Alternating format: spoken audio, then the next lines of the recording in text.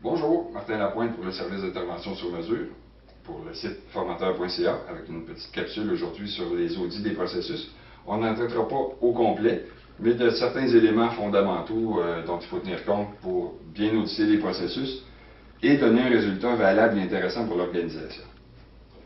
On va partir avec c'est quoi un processus. Ça, c'est un organigramme très classique par secteur ou par département où il y a une direction, département A, département B, département C.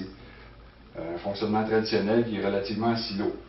Le changement de paradigme, si on peut dire, qui s'est passé dans les dernières années ou dernières décennies, c'est que de plus en plus les gens sont venus à penser en processus transversaux où si on a un client ici,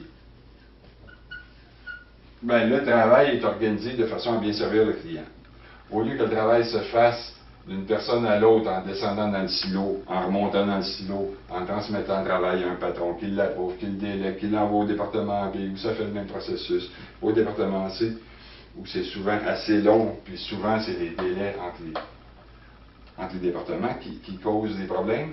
Ben, on en est venu à structurer le travail en disant aux gens, ben, vous allez travailler pour client fournisseur interne comme une chaîne au service du client final.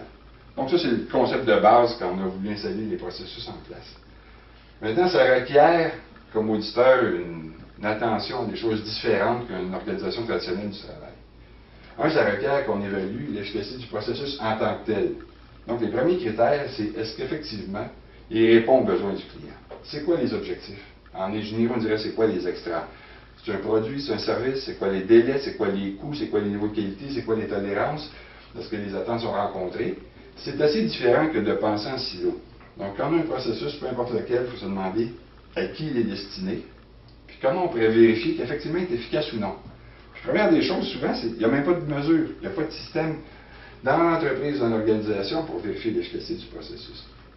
Deuxième chose qu'on peut regarder, c'est justement les frontières entre les silos ou entre les départements, est-ce qu'ils sont définis, les intrants et les extrants entre chaque étape du processus. Là aussi, il peut y avoir des indicateurs. Comme je le disais tantôt, souvent, le travail peut se faire très efficacement ici, 14 minutes, puis passer 2 jours en période d'attente, dans une zone de décision, pas de décision.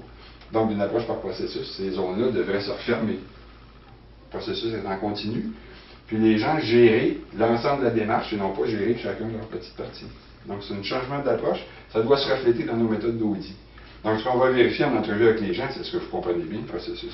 Est-ce que vous comprenez bien votre rôle dans le processus? Comment vous vous assurez que tout est bien suivi? Est-ce qu'il y a des indicateurs? S'il y a un problème, qu'est-ce que vous faites? C'est quoi le système de reprise de travail, de traitement des non-conformités en langage qualité? Mais l'approche processus va être vraiment axée sur l'ensemble de la démarche. Une des autres choses qui devrait ressortir d'un audit, c'est que si jamais, parce que ça arrive, le processus est désigné avec des zigzags, des étapes très, je caricature, mais si le processus ressemble à un spaghetti, qu'on passe sans cesse d'un département à l'autre, d'un processus où il y a des va-et-vient, c'est sûr qu'il y a des inefficacités intégrées qui font partie, qui sont problématiques, qui risquent de causer des embouteillages, des goulots, des difficultés. Ben, c'est un signal clair comme auditeur qu'on devrait recommander à notre organisation. Il y a peut-être avantage à réviser le processus, à le simplifier. Donc, ça, des indicateurs pour ça. Il y en a aussi, c'est le nombre d'étapes, c'est surtout le va-et-vient. Donc, si jamais les processus sont cartographiés d'une façon qui n'illustre pas ça, le passage d'un département à l'autre, ça peut être une recommandation à soi de le faire, la façon de présenter des structures. Donc, des points importants, les extracts, est-ce qu'on contrôle bien la finalité? Est-ce qu'on contrôle bien l'efficacité du processus à bien livrer? Est-ce que ça prend 30 jours? Ça prend 21 jours? Ça prend 2 jours? Est-ce que ça s'améliore? Est-ce que nos grandes étapes sont bien définies, en intrant et en extrant aussi comme indicateur? Est-ce que notre processus est assez fluide en termes de démarche? C'est des points critiques qu'on va essayer de faire ressortir dans un outil. Donc, n'hésitez pas à nous envoyer des questions par email ou à les laisser sur notre site, ou à nous contacter si vous avez besoin de support dans ce domaine-là, ça va nous faire plaisir. Donc, Martin Lapointe pour le service d'intervention sur mesure. Bonne fin de journée, à la prochaine.